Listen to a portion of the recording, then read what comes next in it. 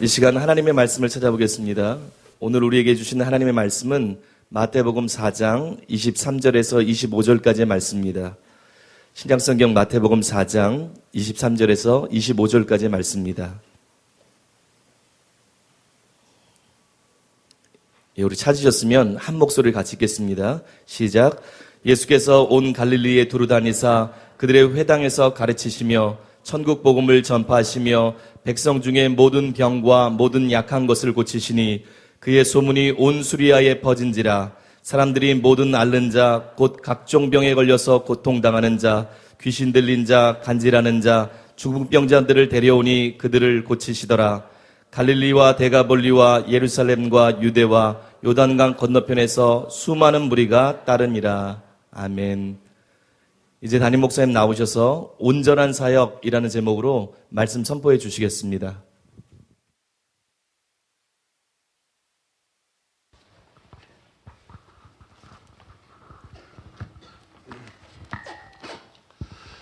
우리 성경의 명령을 따라서 대통령을 위해서 기도해야 되겠습니다. 대통령을 위해서 기도하고 좌파는 존재해도 상관없지만 친북 좌파, 종북 좌파는 소멸되도록 위해서 기도하고 그 다음에 북한 정권이 속히 무너지도록 북한이 속히 망하고 평화적으로 통일되도록 기도하시고 그 다음에 많은 음해에도 불구하고 동서남북에서 천사들이 활동하고 성령이 역사하셔서 수많은 영혼들이 큰 믿음 교회로 몰려오도록 우리 이런 제목을 가지고 함께 기도하겠습니다. 아버지 하나님, 주님의 이름과 주님의 사랑을 생각할 때 감사드리고 찬송드리고 찬양드립니다. 주님, 대통령을 기억하여 주시옵소서. 주님, 대통령과 함께하여 주시옵소서. 주님, 대통령에게 지혜를 주시고 담대함을 주시옵소서. 대통령에게 전략을 주시고 아버지 대통령에게 필요한 사람들을 붙여 주시옵소서. 주님, 대통령을 통해서 주께서 이루고자 하는 모든 뜻을 이루시옵소서. 이 땅에 좌파는 존재하되 종북 좌파는 소멸되게 하시고 종북 좌파는 망하게 하여 주시옵소서. 친북 좌파의 세력은 망하게 하여 주시옵소서. 이 땅에서 쓰러지게 하여 주시옵소서. 나라를 위태롭게 하는 종북 좌파, 친북 좌파는 예수 이름으로 소멸되게 하여 주시옵소서. 자비로우시고 거룩하신 주님, 간절히 원하고 기도하옵나이다. 북한 동포를 불쌍히 여겨 주시옵소서. 북한 동포들을 국률이 여겨 주시옵소서. 주님, 속히 북한 정권이 망하게 하여 주시옵소서. 속히 북한 정권을 심판하여 주시옵소서. 주님, 북한 정권이 무너지게 하시고 아버지 속히 평화적인 방법으로 통일이 이루어지게 하여 주시옵소서. 평화 통일이 이루어질 수 있도록 주님 도와주시기를 간절히 바라옵고 기도하옵고 원하옵나이다. 너무나 많은 목회자와 또 너무나 많은 신자들이 아버지 하나님의 지도 최상경과 통합이 지어낸 거짓말에 그리고 현대정교 특지원이 지어낸 거짓말에 속고 있습니다. 자비로우시고 거룩하신 아버지 하나님이여, 진실이 밝게 드러나게 하시고 모든 한국교회가 미혹에서 벗어나게 하시고 아버지 하나님이시여, 그리스도를 따르는 자들을 핍박하는 죄를 회개하고 돌아서게 하시고 아버지의 바른 진실이 드러나게 하시고 동서남북 사방각지에서 성령께서 역사하시고 천군 천사를 보내셔서 역사하시므로 말미암아 동서남북에서 사방에서 영혼들이 몰려오게 하여 주시옵소서. 사방에서 영혼들이 몰려오게 하시고 교회가 부흥하고 발전할 수 있게 하여 주시옵소서. 주님, 폭발적인 부흥을 주시옵소서. 주님, 폭발적인 부흥을 주셔서 한국교회를 깨우고 살리게 하시고 이 나라의 민족을 살리게 하시고 열방의 복음을 전파하며 아버지의 부흥을 일으키는 큰 믿음 교회가 될 수 있도록 주님 도와주시고 함께해 주시기를 간절히 바라옵고 기도하옵고 나옵나이다. 주님, 우리 교회를 사용하여 주시옵소서. 주님, 우리 교회에 큰 부흥을 주시옵소서. 예수님의 이름으로 기도하옵나이다.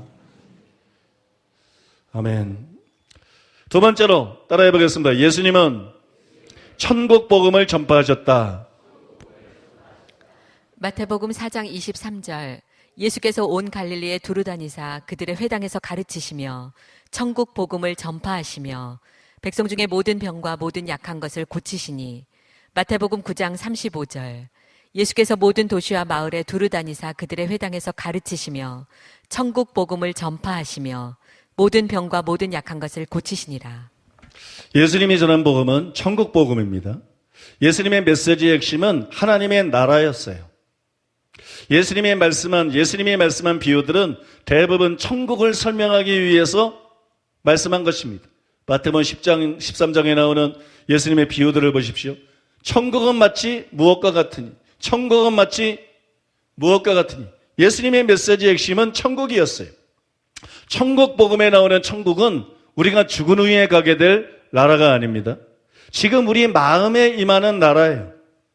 썬다스님이 말한 대로 마음에 천국이 있는 사람만 죽은 후에 천국에 갑니다. 천국 복음의 중요성이 여기에 있습니다.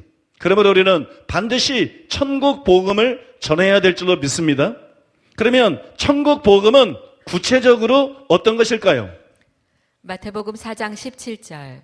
이때부터 예수께서 비로소 전파하여 이르시되 회개하라 천국이 가까이 왔느니라 하시더라. 마가복음 1장 15절. 이르시되 때가 찼고 하나님 나라가 가까이 왔으니 회개하고 복음을 믿으라 하시더라. 천국 복음이 뭔지를 알라 그러면 천국이 뭔지를 알아야 돼요. 여기 읽어드린 말씀을 보면 천국이라는 말이 나옵니다. 또 하나님의 나라라는 말이 나옵니다. 여기 천국에서 천은 우라노스, 하늘을 뜻합니다.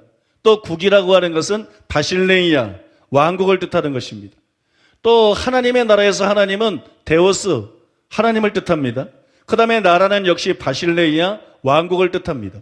그리고 두 곳에 나오는 명사 바실레이아는 통치하다, 다스리다라는 뜻을 가지고 있는 바실 유어에서 유래가 됐는데 왕권, 왕의 통치, 왕국, 왕토, 또 왕의 통치를 받는 왕국을 의미하는 것이에요.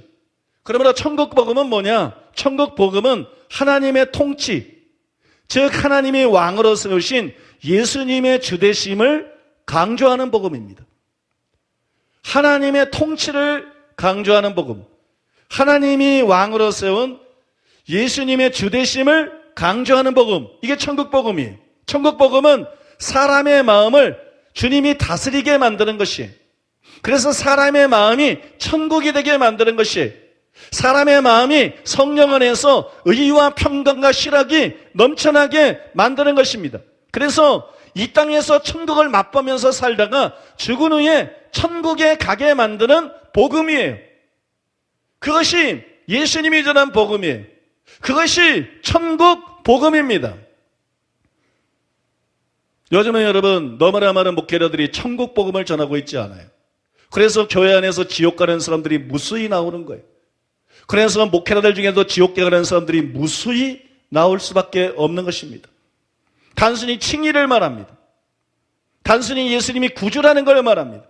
단순히 십자가 공로만 말합니다. 단순히 제사함을 말합니다. 이건 천국 복음이 아닙니다. 이건 천국 복음이 아니에요. 예수님은 그런 복음을 전하지 않았습니다. 예수님은 천국 복음을 전했습니다. 천국 복음을 전해야 교회 안에서 일어나는 엄청난 비극을 막을 수가 있습니다. 수많은 목회자들이 평생 목회하고 지옥에 갑니다. 수많은 신자들이 평생 교회에 다니고 장로가 되고 권수가 돼서도 지옥에 갑니다. 이런 일들이 한국 교회 안에서, 이 시대 교회 안에서 부지기수로 일어나고 있는 실정이에요. 왜냐하면 예수님이 전했던 천국 복음을 이해하지 못하기 때문이에요.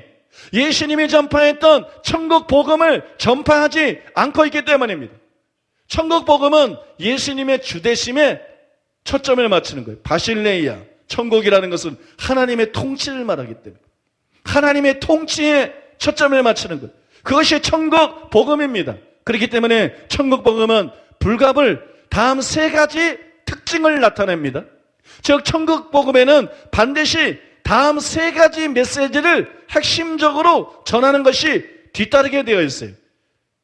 그 세 가지를 살펴보겠습니다. 첫째로 따라해 보겠습니다. 천국 복음은 회개를 요구한다. 회개는 그리스도 도의 초보입니다. 바꿔 말해서 기독교의 기본 진리입니다. 히브리서 6장 1절. 그러므로 우리가 그리스도의 도의 초보를 버리고 죽은 행실을 회개함과 하나님께 대한 신앙과. 여러분, 회개를 부정하는 것은 기독교 신앙의 뿌리를 흔드는 거예요. 이것이 기초이기 때문입니다. 기초 중에 하나이기 때문이에요. 그런데 오늘날 그런 역할을 하는 설교자들이 너무나 많습니다. 오직 믿음을 말하면서 회개를 부정합니다. 십자가 보혈공로를 말하는 건 당연하지만 그러면서 회개의 필요성을 부정하는 설교자들이 너무 많습니다. 저는 지난주에 케네스 해긴 목사님의 책을 읽다가 충격을 받았습니다. 성경적 믿음이라는 책인데 굉장히 은혜를 받으면서 감동적으로 읽고 있었어요. 그런데 해긴 목사님이 회개를 부정하는 것을 보았어요.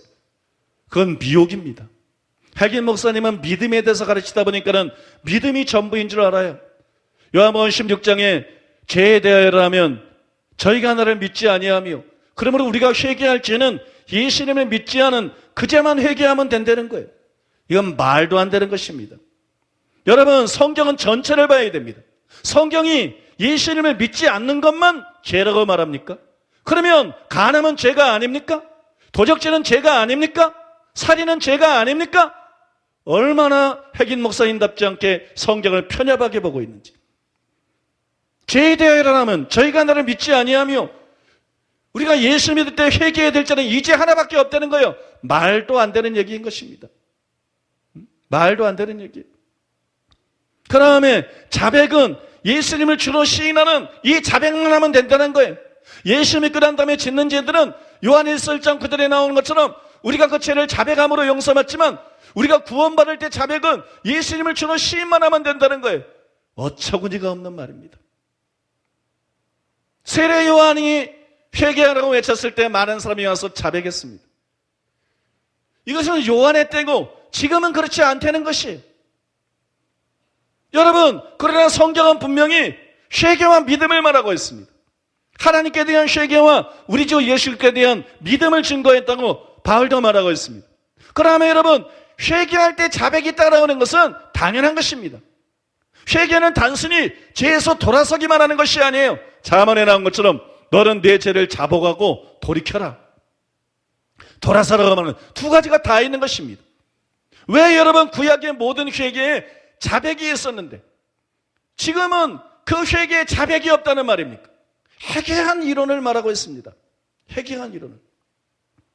핵인 목사님까지도 사람들을 미워가는데 한몫하고 있는 것을 보고 제가 여러분 상당히 탄식하는 마음을 가졌습니다.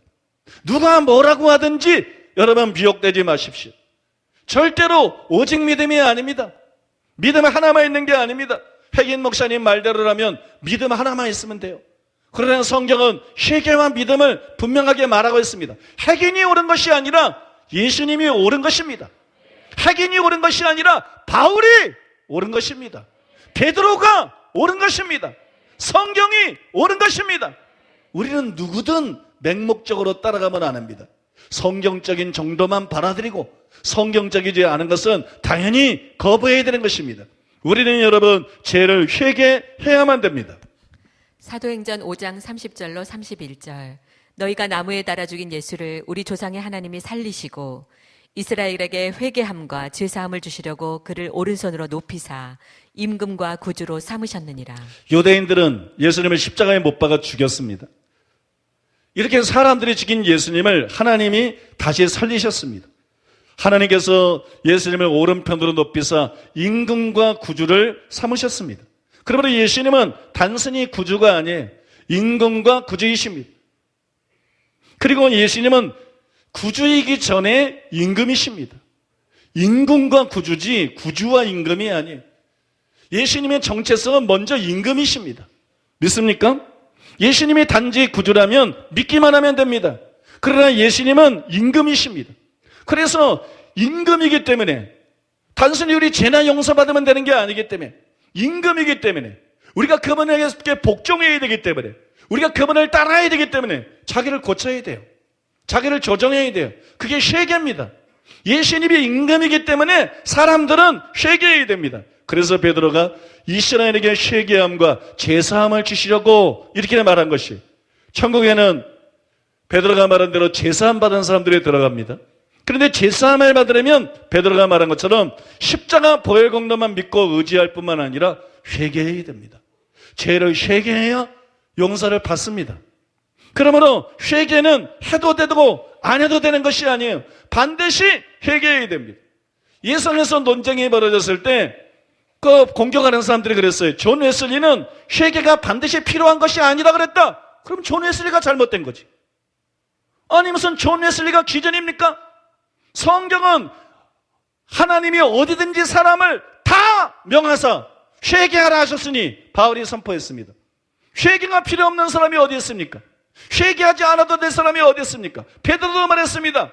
아무도 멸망치 않고 다 회개하게 되기를 원하시느니라. 바꿔 말해서 회개한 사람만 천국에 들어갑니다.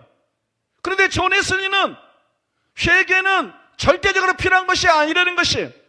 회개가 필요한 걸 인정했지만 믿음만큼 절대적으로 필요한 것이 아니다. 여러분, 만약에 존 웨슬리가 실제로 회개가 어떤 사람에게는 필요하고 어떤 사람에게는 필요 없는 것처럼 말했다면 그게 잘못된 것이지. 왜 제 설교가 잘못된 것입니까? 그건 웨슬리가 잘못된 것이지. 우리는 여러분 누구도 따라가면 안 됩니다. 우리가 믿을 수 있는 것은 성경밖에는 없는 것입니다. 성경이 최종적인 권위인 것입니다. 회개는 절대로 해도 되고 안 해도 되는 것이 아닙니다. 회개는 반드시 해야만 되는 것입니다. 그래서 예수님도 12제자도 바울도 전부 복음을 전할 때 회개를 외쳤습니다. 예수님은 오직 믿음을 외치지 않았습니다. 12제자도 오직 믿음을 외치지 않았습니다. 사도 바울도 오직 믿음을 외치지 않았습니다. 그들은 복음을 전하면서 믿으라고 말했을 뿐만 아니라 그들은 복음을 전하면서 회개하라고 말했습니다. 믿습니까? 여러분, 먼저 예수님은 복음을 전할 때 회개하라고 외치셨습니다. 마태복음 4장 17절. 이때부터 예수께서 비로소 전파하여 이르시되 회개하라 천국이 가까이 왔느니라 하시더라. 마가복음 1장 14절로 15절. 요한이 잡힌 후 예수께서 갈릴리에 오셔서 하나님의 복음을 전파하여 이르시되 때가 찼고 하나님의 나라가 가까이 왔으니 회개하고 복음을 믿으라 하시더라. 누가복음 5장 31절로 32절. 예수께서 대답하여 이르시되 건강한 자에게는 의사가 쓸데없고 병든 자에게라야 쓸데있나니 내가 의인을 부르러 온 것이 아니요 죄인을 불러 회개시키러 왔노라. 여러분, 여기 말씀해 보면 예수님이 마가복음 1장 14절 15절에 보면 하나님의 복음을 전파하여 이르되, 예수님이 복음을 전파했어요. 그래서 뭐라 그랬어요? 믿어라 이렇게 말한 게 아니에요. 때가 찼고 하나님의 나라가 가까웠으니 회개하고 복음을 믿어라. 이게 예수님이 복음을 전파한 거예요. 복음을 어떻게 전파합니까? 오직 믿음이야. 믿기만 하면 돼. 이건 복음 아니에요? 복음을 어떻게 전파합니까? 예수님이 복음을 전파했어요. 예수님이 복음을 전파할 때 때가 찼고 하나님의 나라가 가까웠으니 회개하고 복음을 믿어라. 이게 복음 전파입니다. 회개와 믿음을 요구하는 게 성경적인 복음 전파고 예수님은 그렇게 복음을 전하셨습니다. 또 12사도도 복음을 전할 때 회개하라고 외쳤습니다. 마가복음 6장 12절. 제자들이 나가서 회개하라 전파하고. 사도행전 2장 37절로 38절. 그들이 이 말을 듣고 마음에 찔려 베드로와 다른 사도들에게 물어 이르되 형제들아 우리가 어찌할꼬 하거늘 베드로가 이르되 너희가 회개하여 각각 예수 그리스도의 이름으로 세례를 받고 죄 사함을 받으라. 사도행전 3장 17절로 19절. 형제들아 너희가 알지 못하여서 그리하였으며 너희 관리들도 그리한 줄 아노라. 그러나 하나님이 모든 선지자의 입을 통하여 자기의 그리스도께서 고난받으실 일을 미리 알게 하신 것을 이와 같이 이루셨느니라. 그러므로 너희가 회개하고 돌이켜 너희 죄 없이 함을 받으라. 여러분, 오순절날 성령이 임하시고 수많은 사람들이 몰려들었습니다. 베드로의 설교를 듣고 마음에 찔림을 받았어요. 그 다음에 물었습니다. 형제들아 우리가 어찌할꼬? 지금 여러분 이 사람들은 구원의 방법을 묻고 있는 것입니다. 그때 베드로가 뭐랬습니까? 너희가 회개하여. 이것이 신학시대 때 성령 강림하고 난 다음에 최초로 전해진 복음 전파의 내용입니다. 예수님만 복음을 전할 때 회개하고 믿으라고 말씀한 것이 아니라 오순절날 성령이 임하고 교회가 이제 새로 시작된 거예요. 바로 신학시대예요. 그때도 핵임 목사님처럼 이상한 말을 한 것이 아니고 베드로는 회개하라고 외쳤습니다. 믿습니까? 회개하고 복음을 믿으라고 말하는 것, 회개와 믿음을 함께 말하는 것, 그것이 여러분 진정한 복음 전파인 줄로 믿습니다. 그리고 사도 바울도 복음을 전할 때 회개하라고 외쳤습니다. 사도행전 17장 30절로 31절. 알지 못하던 시대에는 하나님이 간과하셨거니와 이제는 어디든지 사람에게 다 명하사 회개하라 하셨으니 이는 정하신 사람으로 하여금 천하를 공의로 심판할 날을 작정하시고 이에 그를 죽은 자 가운데서 다시 살리신 것으로 모든 사람에게 믿을 만한 증거를 주셨음이니라 하니라. 사도행전 20장 21절. 유대인과 헬라인들에게 하나님께 대한 회개와 우리 주 예수 그리스도께 대한 믿음을 증언한 것이라. 사도행전 26장 19절로 21절. 아그리빠 왕이여 그러므로 하늘에서 보이신 것을 내가 거스르지 아니하고 먼저 다메섹과 예루살렘에 있는 사람과 유대 온 땅과 이방인에게까지 회개하고 하나님께로 돌아와서 회개에 합당한 일을 하라 전함으로 유대인들이 성전에서 나를 잡아 죽이고자 하였으나. 여러분, 이 말씀에 보면 다 익숙한 말씀인데 하나만 간단하게 말씀을 드리면, 다메섹 도상에서 예수님이 바울에게 나타났습니다. 핍박자 바울에게 예수님이 나타났어요. 거기서 회심을 했어요. 그 다음에 바울이 복음을 전하기 시작했습니다. 근데 여기 뭐라고 나옵니까? 아그리빠 왕이요, 그러므로 하늘에서 보이신 것을 내가 거스리지 아니하고 먼저 다메섹에서부터 복음을 전했어요. 예수님을 만나고 예루살렘에 있는 사람과 유대 온 땅과 이방인, 바울의 모든 사역을, 지금까지 모든 사역을 다 통틀어요. 다메섹, 예루살렘, 유대 온 땅, 이방인에게까지 바울이 뭐라고 외쳤습니까? 회개하고 하나님께로 돌아와서 회개에 합당한 일을 하라 전함으로. 이 바울의 증언이 어디 오직 믿음입니까? 어떻게 로마서에서 오직 믿음을 끌어냅니까? 로마서 2장에 나오는 회개는 눈에 보이지 않습니까? 너희 고집과 회개치 않은 마음 때문에 하나님의 심판에 나의 임할 진노를 내게 쌓는도다. 그 말씀은 눈에 보이지 않습니까? 여러분, 성경을 똑바로 보십시오. 바울은 회심하고 난 다음에 다메섹에서, 예루살렘에서, 유대 온 땅에서 이방인에게까지 나아가서 회개하고 하나님께 돌아와서 회개에 합당한 일을 행하라, 이렇게 전파했다고 말했습니다. 그럼 믿기만 하면 된다, 오직 믿음이다, 그러면 무조건 천국 간다, 절대로 버림받는 일이 없다, 이런 헛소리 하지 않았습니다. 성경에 이렇게 명백하게 나와 있지 않습니까? 회개는 흔히 착각하는 것처럼 구약의 선지자들이나 세례 요한이나 예수님만 외친 것이 아니에요. 회개는 12사도의 메시지였고 사도 바울의 메시지였습니다. 그러므로 모든 목회자들이 회개를 외쳐야 합니다. 통합에서는 우리 교회를 율법주의 이단이라 그럽니다. 통합의 한 증경총회장이 부산에 있는 오직 믿음 외에 회개를 말하면 이단이다. 그 목사가 이단입니다. 통합 안에 진짜 이단자들이 있는 것이에요. 그것이 신앙주의 이단입니다. 여러분, 당연히 회개를 외쳐야 되는 것입니다. 믿음 외에 회개를 말하면 이단이라면 예수님이 이단이라는 얘기인데, 바울이 이단이라는 얘기인데, 12 제자가 이단이라는 얘기인데, 통합 목사는 정통이고 예수님은 이단이라는 말입니까? 통합 목사는 정통이고 바울은 이단이라는 말입니까? 이런 무식한 말들이 어디 있습니까? 그래서 여러분, 목사들이 성경에 관심이 없다는 거예요. 들어보면 성경에 나오는 말이잖아요. 매 신학교에서 수박 겉핥기로 들었던 무식한 루터가 떠들어대는, 난 참 루터가 싫어요. 너무 무식하기 때문에, 너무 성경을 모르기 때문에.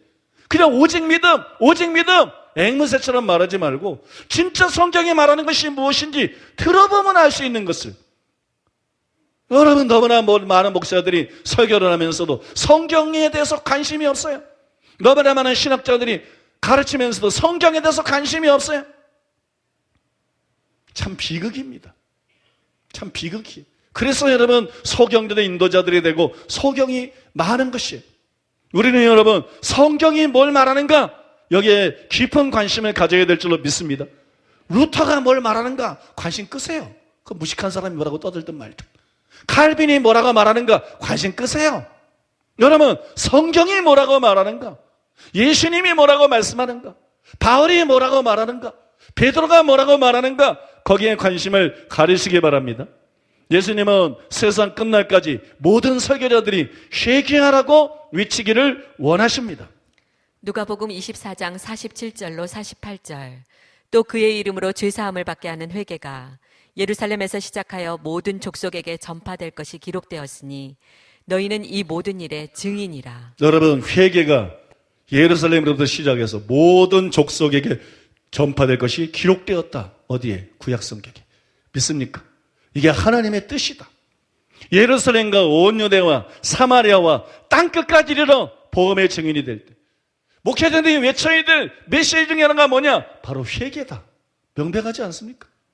예수님이 재림하시는 그날까지, 목회자들이 타협하지 말고 죽는 그날까지 복음을 전할 때 외쳐야 될 메시지 중 하나가 뭐냐? 바로 회개해야 된다는 것입니다. 그것이 여러분 예수님의 명백한 뜻인 것입니다. 왜 그렇습니까? 바울은 고린도후서 7장 10절에서 하나님의 뜻대로 하는 근심은 후회할 것이 없는 구원에 이르게 하는 회개를 이루는 것이요, 세상 근심은 사망을 이루는 것이니라, 이렇게 말했어요. 베드로는 베드로서 3장 9절에서 주의 약속은 어떤 이에 더디다고 생각하는 것이 더딘 것이 아니라 오직 주께서는 너희를 대하여 오래 참으사 아무도 멸망치 않고 다 회개하기에 이르기를 원하시느니라, 그렇게 말했습니다. 무슨 말이냐? 회개하지 않으면 구원받을 수 없다는 거예요. 바울의 말에 의하면. 회개는 구원에 이르게 하기 때문에 사람이 회개하지 않고는 구원받을 수가 없다는 거예요. 베드로의 말에 의하면 사람은 회개하지 않으면 다 멸망한다는 거예요. 그가 뭐 신자든 그가 목사든 상관이 없다는 거예요. 회개를 해야 멸망하지 않는 것이지, 회개하지 않으면 다 멸망한다는 것이. 부자가 나사렛의 비유 기억하시죠? 부자가 아브라함을 아버지라 그랬어요. 이것은 여러분 부자가 유대인이요, 부자가 유대교 신자인 걸 말한 거예요. 그는 신앙인이었다는 말입니다. 그런데 왜 지옥에 갔습니까? 여러분, 예수님께서 그 비유에서 말씀했어요. 나사로가 가면 내 형제들이 회개하리이다 그랬어요. 부자는 하나님을 믿는 사람이었습니다. 오늘날로 말하면 부자는 예수님을 믿는 사람이었습니다. 그러나 부자는 지옥에 갔습니다. 부자는 지옥의 불구덩이 속에서 괴로워하고 있습니다. 믿기만 한 사람들은 지옥에 갈 것입니다. 믿음밖에 모르는 자들은 지옥에 갈 것입니다. 회개치 않은 모든 사람들이 지옥에 갈 것입니다. 부자가 지옥에 가는 것은 믿었지만 회개하지 않았기 때문이에요. 부자는 당신의 형제들을 생각했습니다. 내 형제들도 유대교를 믿고 하나님을 믿지만 삶은 지멋대로 살고 있다. 죄를 회개하지 않고 세상 사람과 다름없이 살고 있다. 그들도 죽고 나면 틀림없이 지옥에 오겠구나. 그래서 간청한 것입니다. 아버지 아브라함이요, 나사로를 내 집에 보내주십시오. 그래서 내 형제들이 회개하게 해달라고 간청한 것입니다. 아무도 멸망치 않고 다 회개하게 이르기를 원하시느니라. 교회 다니는 것이 여러분을 구원해 주지 못합니다.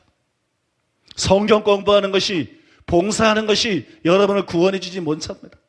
장로든 권사든 목사든 총회장이든 한기총 회장이든 그따위 직분들이 여러분들을 구원해 주지 못합니다. 여러분, 나는 예수님을 믿습니다, 십자가 복로를 의지합니다, 뭐 고백하는 것이 여러분을 구원해 주지 못합니다. 여러분은 회개하고 예수님을 믿어야 됩니다. 회개하고 예수님을 믿을 때 그 사람에게 구원이 임하고 그 사람이 천국에 가게 될 줄로 믿습니다. 여러분, 마땅히 회개하라고 외쳐야 돼요. 그것이 천국 복음이에요. 회개가 빠진 것은 변질된 것입니다. 회개가 빠진 것은 예수님이 전한 천국 복음이 아닙니다. 회개가 빠지고 다른 얘기만 하는 것은 그것은 다른 복음입니다. 예수님을 믿으라고 말해도 그것은 다른 복음입니다. 성경에서 주님이나 바울이 전했던 그 복음, 천국 복음이 아니라는 것이에요. 두 번째로 따라해 보겠습니다. 천국 복음은 순종을 요구한다. 많은 사람들이 믿음으로 구원받는 것인데 왜 예수님은 나더러 주여지 하는 자마다 천국에 다 들어갈 것이 아니요 다만 하늘에 계신 내 아버지의 뜻대로 하는 자라에 들어가리라, 이렇게 말씀하셨나 의아하게 생각합니다. 그리고 성경을 깊이 연구하지 않는 목회자들의 말의 영향을 받아서 이거 안 말해도 강조적인 표현일 거야, 진짜 그런 의미는 아닐 거야, 뭐 그런 식으로 생각합니다. 편하게 생각합니다. 그러나 이것은 문자 그대로의 의미예요. 예수님은 문자 그대로 아버지의 뜻대로 행하는 자만 천국에 들어가고 그렇지 않은 자는 그가 신자든 목사든 누구든 다 지옥에 간다는 것을 말씀한 거라는 거예요. 사람들이 이 말씀을 이해하지 못하는 이유는 간단합니다. 믿음이 무엇인지를 모르고 있기 때문이에요. 믿는다는 게 뭔지, 믿음이 무엇인지를 모르기 때문에 이 말씀을 이해하지 못하는 거예요. 믿음은 단지 복음을 진리라고 믿는 것이 아니에요. 믿음은 단지 예수님이 구세주라고 믿는 것이 아니에요. 믿음은 지적 수긍이 아니라 예수님을 영접하는 결단입니다. 예수님을 실제로 영접하는 것이. 그런데 예수님은 단지 구주가 아니라 임금이십니다. 그러므로 예수님을 임금으로 모셔드려야 됩니다. 그것이 성경이 요구하는 참된 믿음이에요. 요한복음 1장 11절로 12절. 자기 땅에 오매 자기 백성이 영접하지 아니하였으나 영접하는 자 곧 그 이름을 믿는 자들에게는 하나님의 자녀가 되는 권세를 주셨으니. 사도행전 16장 31절. 이르되 주 예수를 믿으라. 그리하면 너와 내 집이 구원을 받으리라 하고. 로마서 10장 9절. 내가 만일 내 입으로 예수를 주로 시인하며 또 하나님께서 그를 죽은 자 가운데서 살리신 것을 내 마음에 믿으면 구원을 받으리라. 여러분, 설명을 많이 한 구절들이기 때문에 더 이상 설명은 안 하겠습니다. 이해가 가지 않습니까? 이 말씀들이 뭘 말하는 건지. 그러면 여러분들에게 질문을 하나 하겠습니다. 과연 어떤 사람이 명목상의 신자일까요? 그리고 어떤 사람이 진정한 신자일까요? 명목상의 신자는 예수님이 인권과 구주라는 것을 정신적으로만 믿는 사람이에요. 정신으로 믿는 거하고 마음으로, 영으로 믿는 거하고 다릅니다. 정신으로 믿는 것은 자기가 믿는다고 착각하지만 삶에 아무런 영향도 주지 않습니다. 마음으로 믿는 것은 마음에 가득한 것을 입으로 말하고 바깥으로 나오게 되기 때문에 그 사람의 삶을 영향을 주고 그 사람의 삶을 바꿔놓습니다. 명목상의 신자는 예수님의 인권과 구주라는 것을 정신적으로만 믿는 사람들이. 그들은 교회는 다니지만 예수님께 순종하지 않습니다. 반면에 진정한 신자는 예수님의 인권과 구주라는 것을 마음으로 믿는 사람이에요. 그래서 기꺼이 예수님의 말씀에 순종하며 살아가는 사람이에요. 이것이 참된 믿음입니다. 사람이 정신적으로 믿어 구원에 이른다 이런 말 없어요. 사람이 마음으로 믿어 그 마음은 영을 말하는 거예요. 사람이 영으로 믿어 구원에 이른다. 믿습니까? 우리는 여러분 마음으로 예수님을 믿어야 돼요. 예수님이 진짜 나의 임금이요 나의 구주라는 것을 내 마음으로 믿으면 나는 그분에게 복종하게 되어 있는 것입니다. 믿습니까? 복종하려고 노력하고 또 복종하게 되어 있는 것입니다. 예수님은 주님이십니다. 임금이십니다. 우리는 종이고 백성입니다. 종이 주인에게 복종하는 거 당연한 거 아니에요? 백성들이 임금에게 복종하는 거 당연한 거 아니에요? 그러나 많은 이들이 입으로는 주여 주여 하지만 순종하지를 않습니다. 이런 사람들은 가짜 신자이기 때문에 천국에 들어갈 수가 없습니다. 지옥에 던져질 수밖에 없습니다. 예수님은 마태복음 7장 21절에서 정확하게 이것을 지적하고 있는 거예요. 이것을 경고하고 계신 것입니다. 병행구절인 누가복음 6장 46절이야 49절 말씀을 읽어보면 이 구절이 실제로 이런 의미라는 것이 더욱 확연하게 드러납니다. 너희는 나를 불러 주여 주여 하면서도 어찌하여 내가 말하는 것을 행하지 아니하느냐. 내게 나와 내 말을 듣고 행하는 자마다 누구와 같은 것을 너희에게 보이리라. 집을 짓되 깊이 파고 주추를 반석 위에 놓는 사람과 같으니 큰 물이 나서 탕류가 그 집에 부딪히되 잘 지었기 때문에 능히 요동하지 못하게 하였거니와 듣고 행하지 아니하는 자는 주추 없이 흙 위에 집 지은 사람과 같으니 탕류가 부딪힘에 집이 곧 무너져 파괴됨이 심하니라 하시니라. 나더러 주여 주여 하는 자마다 천국에 다 들어갈 것이 아니요 다만 하늘에 계신 내 아버지의 뜻대로 하는 자라에 들어가리라. 이와 병행구절 똑같은 구절이 다른 성경에 기록이 되어 있다는 거예요. 똑같은 구절이. 그런데 똑같은 구절을 듣고 똑같은 예수님의 말씀을 듣고 마태는 그렇게 기록했고 똑같은 예수님의 말씀을 듣고 누가는 뭐라고 기록했느냐. 똑같은 말씀은 너희는 나를 불러 주여 주여 하면서도 어찌하여 내가 말하는 것을 행치 않느냐. 이게 무슨 말이에요? 이게 무슨 의미입니까? 내가 정말 너의 주라면 네가 말로만 주라고 말하지 말고 복종해야 마땅한 거 아니냐? 입으로만 주라고 말하고 있다 그러면 너는 가짜로 나를 주라고 고백하고 있는 거 아니냐? 그게 가짜 신자라는 거예요. 그래서 그런 사람은 하나님 나라에 못 들어간다는 것이. 믿습니까? 이게 강조적인 표현입니까? 실제적인 얘기입니까? 이건 순종을 강조한 게 아니라 실제적인 얘기인 것입니다. 믿습니까? 실제적인 것이에요. 아버지의 뜻대로 행치 않는 자는 행위로 구원받는다는 얘기가 아니고 그런 사람만 천국 들어가는 것은 참된 믿음은 예수님을 임금과 구주로 모셔드리는 것이기 때문에 진실로 예수님의 임금과 구주로 모신 자는 그분에게 순종할 수밖에 없으므로 그분 말씀에 순종하지 않는 삶을 사는 사람은 가짜 신자이므로 그런 사람은 천국에 들어가지 못하고 지옥에 간다는 것이. 그러니 여러분, 복음을 전할 때 십자가 공로만 말한다고 되는 게 아니에요. 믿음이나 제사만 말한다고 되는 게 아니에요. 고백만 말한다고 되는 게 아니에요. 우리는 복음을 전할 때 예수님이 구주일 뿐만 아니라 임금이심을 강조해야 됩니다. 사변적인 믿음이 아니라 행함이 있는 산 믿음을 가져야 한다고 말해야 됩니다. 그것이 주님이 전한 천국 복음인 것이에요. 천국 복음은 주님의 통치를 말하는 것이기 때문에, 주님의 통치를 받는다면 주님에게 복종하는 건 당연한 것이기 때문에, 그것이 예수님이 말씀한 천국 복음인 것입니다. 그 이외의 것은 주님이 붙여놓은 천국 복음이 아니라 다른 복음인 것입니다. 마지막 세 번째로 따라해 보겠습니다. 천국 복음은 대가 지불을 요구한다. 많은 전도자들이 주님이 십자가에서 우리 죄를 위해서 지불한 값에 대해서 말하기를 좋아합니다. 그건 당연한 것이, 그 자체는 잘못이 아닙니다. 문제는 우리가 제자가 되기 위해서 지불해야 될 대가에 대해서 침묵을 한다는 거예요. 이렇게 해서 결신을 끌어내는 것은 사기로 맺는 계약과 같은 것입니다. 너무나 많은 목사들이 영혼들을 두고 사기를 치고 있습니다. 당신이 믿고 이렇게 고백하면 당신은 천국 갑니다. 이거 사기입니다. 그 사람 그렇게 해서 천국 못 갑니다. 그 사람 회개해야 천국 갑니다. 그 사람 예수님을 입으로만 아니라 진실로 주님으로 모셔드려야만 천국 갑니다. 그 사람은 그렇게 고백하고 교회에 왔다 갔다 하고 천국 가는 것이 아니라 제자가 지불해야 될 대가를 지불하고 주님을 실제로 따라가야 됩니다. 그런 사람만 천국에 들어갑니다. 이거 사기치는 거예요. 영혼을 두고 사기치는 거예요. 영생을 두고 너무나 많은 목사들이 실제로는 사기를 치고 있어요. 어떤 물건을 팔 때 이 가격이 얼마라는 걸 정확하게 말해줘야죠. 그 가격이 아주 싼 것처럼 말하고 팔아넘긴다고 그러고 나중에 그 가격을 다 받으려고 그러면 그거 사기 아니겠습니까? 사람이 예수님을 믿으려고 그럴 때 예수님을 믿는다는 것이 무엇인지 분명하게 말해줘야 돼요.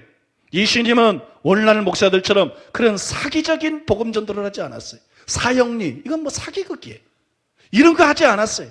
영생을 얻기 위해서 지불해야 될 대가를 정직하게 가르쳐 주셨고 스스로 선택하게 했습니다. 누가복음 14장 25절로 33절. 수많은 무리가 함께 갈새 예수께서 돌이키사 이르시되 무릇 내게 오는 자가 자기 부모와 처자와 형제와 자매와 더욱이 자기 목숨까지 미워하지 아니하면 능히 내 제자가 되지 못하고 누구든지 자기 십자가를 지고 나를 따르지 않는 자도 능히 내 제자가 되지 못하리라. 너희 중에 누가 망대를 세우고자 할진대 자기의 가진 것이 준공하기까지에 족할는지 먼저 앉아 그 비용을 계산하지 아니하겠느냐. 그렇게 아니하여 그 기초만 쌓고 능히 이루지 못하면 보는 자가 다 비웃어 이르되 이 사람이 공사를 시작하고 능히 이루지 못하였다 하리라. 또 어떤 임금이 다른 임금과 싸우러 갈 때 먼저 앉아 1만 명으로서 저 2만 명을 거느리고 오는 자를 대적할 수 있을까 헤아리지 아니하겠느냐. 만일 못할 터이면 그가 아직 멀리 있을 때에 사신을 보내어 화친을 청할지니라. 이와 같이 너희 중에 누구든지 자기의 모든 소유를 버리지 아니하면 능히 내 제자가 되지 못하리라. 여러분, 제가 여기서 드리고 싶은 말씀이 하나 있는데 왜 정직하게 말하지 못합니까? 왜 다수의 목회자들이 회개하라고 말하지 못합니까?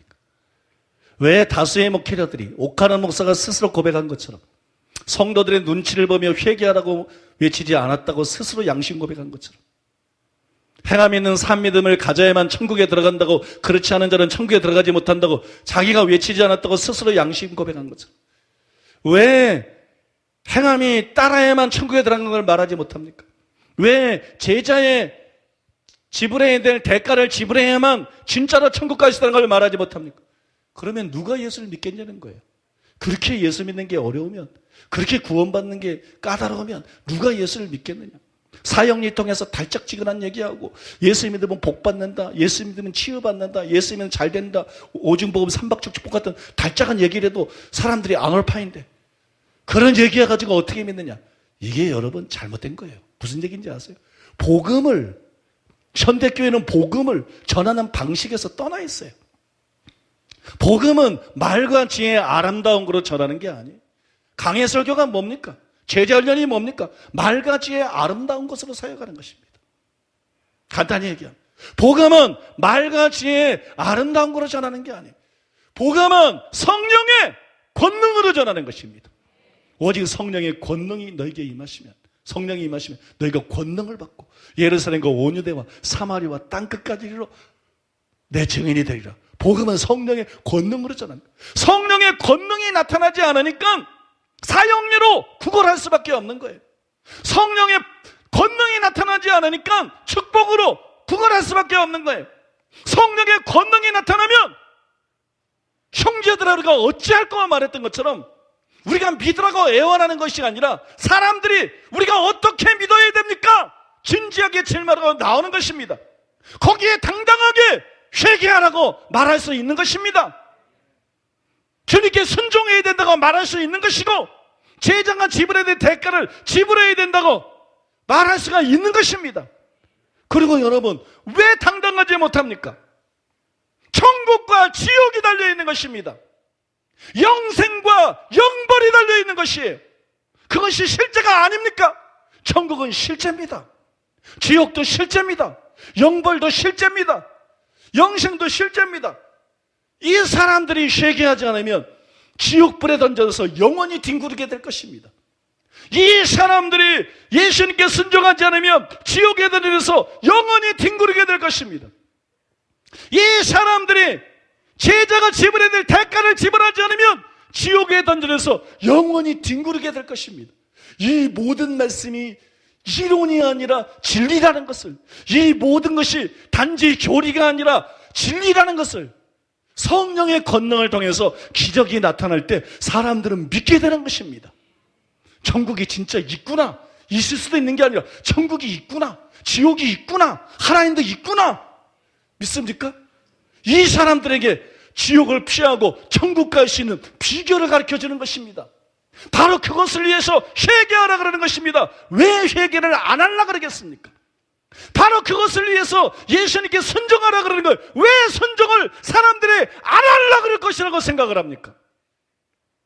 바로 그것을 위해서 제자가 지불해야 될 대가를 지불하라는 것입니다.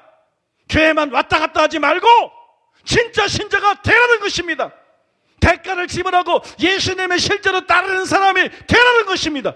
왜 사람들이 그것을 거절할 거라고 생각합니까? 말과 지혜의 아름다운 것으로 복음을 전하고 있기 때문에 그 능력을 잃어버린 것입니다. 성령의 권능으로 복음을 전하면 사람들이 그것을 진지하게 받아들이고 사람들이 회개하기를 원할 것입니다. 순종하기를 원할 것입니다. 대가를 머뭇거리지 지불하기를 원할 것입니다. 우리는 사기를 치고 있는 것이 아니기 때문입니다. 성경은 진짜고 진실이기 때문입니다. 천국과 지옥이 실제로 있기 때문입니다. 믿습니까? 그리고 우리가 전하는 이 천국 복음이 실제로 지옥을 피할 수 있고 천국에 갈 수 있는 유일한 길이기 때문입니다. 여러분, 복음은 그렇게 전해야 되는 것입니다. 많은 사람들이 구원받는 것과 제자가 되는 것이 별개의 것인 줄로 압니다. 교회 안에 널리 퍼져 있는 제자 훈련 때문에 더 그렇게 착각하는 것 같습니다. 이미 구원받은 사람들 중에 일부가 제자 훈련반에 들어가서 제자 훈련을 받기 때문이에요. 하지만 성경에서는 제자가 되는 것과 구원받은 것을 동일시합니다. 제자가 되는 것과 구원받는 것은 같은 것이에요. 예수님은 복음을 전해서 영혼들을 구원하는 것을 너희는 모든 족속으로 제자를 삼아 이렇게 표현했습니다. 누가는 사도행전 6장 7절에서 구원받은 사람을 제자로 표현했습니다. 하나님의 말씀이 점점 왕성하여 예루살렘에 있는 제자의 수가 더 심히 많아지고 허다한 제사장의 무리도 이 도에 복종하니라. 그러므로 누가복음 14장에 나오는 제자가 지불해야 될 대가는 사역자의 자격이 아니에요. 그것은 사역자의 자격이 아니라 영생의 조건이라는 것을 깨달아야 됩니다. 그것은 영생의 조건입니다. 이것은 예수님과 부자 청년과의 대화에 잘 나타나 있습니다. 부자 청년은 무슨 사역자가 되기 위해서 예수님을 찾아온 게 아니에요. 그는 영생을 얻기 위해서 예수님을 찾아왔습니다. 어떻게 영생 얻는지를 알기를 원했습니다. 예수님은 영혼을 가지고 장난노는 분이 아니에요. 예수님은 그에게 진지하게 말했습니다. 너의 모든 소유를 팔아 가난한 자에게 주고 너는 나를 따르라 말씀했습니다. 그에게 제자가 지불해야 될 조건을 제시하신 것이 너희 중에 누구든지 자기의 모든 소유를 버리지 아니하면 능히 내 제자가 되지 못하리라 말씀한 대로 여러분 제자가 지불해야 될 당연한 대가를 이에게 말씀한 것이 이것을 이해하지 못하는 사람들이 많지만 예수님은 이때 실제로 구원의 조건을 제시한 것입니다. 이것은 그 뒤에 나오는 말씀을 통해서 확인이 가능합니다. 마태복음 19장 27절로 29절. 이에 베드로가 대답하여 이르되 보소서 우리가 모든 것을 버리고 주를 따라 싸운데 그런즉 우리가 무엇을 얻으리이까? 예수께서 이르시되 내가 진실로 너희에게 이르노니 세상이 새롭게 되어 인자가 자기 영광의 보좌에 앉을 때에 나를 따르는 너희도 12보좌에 앉아 이스라엘 12지파를 심판하리라.